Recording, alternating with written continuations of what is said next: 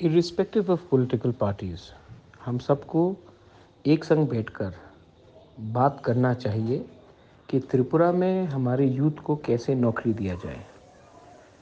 मुझे लग रहा है कि अगर हम लोग सब एक संग एग्री कर सकते हैं कि अपना एमएलए का या एमडीसी का सैलरी बढ़ाएँ, अगर हम लोग बैठकर एग्री कर सकते हैं कि हमें फैसिलिटीज़ एमएलए और एमडीसी और मंत्री का दिया जाए, तो हम लोग एक संग क्यों नहीं बैठ सकते हैं और चर्चा करें कि एक यूनिफॉर्म पॉलिसी लेकर आए, कि बात करें एक दूसरे से, चर्चा करें कि एक कंसेंसस लाए कि हम कैसे त्रिपुरा में जॉब क्रिएशन इंक्रीज़ कर सकें।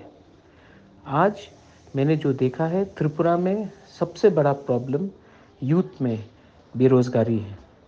और अगर हम लोग अपने पार्टी के बारे नहीं सोचकर, हम लोग कुछ लीडर्स अलग अलग पार्टी से भी हो, अगर एक संग बैठकर हम लोग एक पॉलिसी के बारे में बात करते हैं जहां में हम लोग एक दूसरे से ना लड़के नौकरी को क्रिएट करें हमारे यूथ के लिए, तो इससे सबका भला होगा।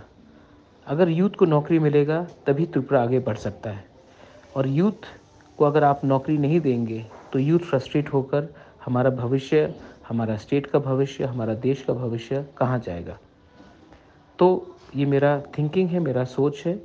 और मैं आशा करता हूँ कि अगर हमारा ऑल पार्टी मीटिंग हो सकता है वायलेंस को रोकने के लिए, तो हमारा शायद ऑल पार्टी मीट इसके लिए भी हो सकता है कि हम लोग त्रिपुरा में एक संग बैठकर बात करें और कैसे नौकरी को ज़्यादा दे सके हम अपने यूथ को, इसके बारे भी चर्चा करें। This is my thinking, this is my that. I hope you will agree with what I am saying. अगर आप मेरा बात को से एग्री करते हैं, सहमत हैं, तो प्लीज़ मुझे सपोर्ट कीजिए।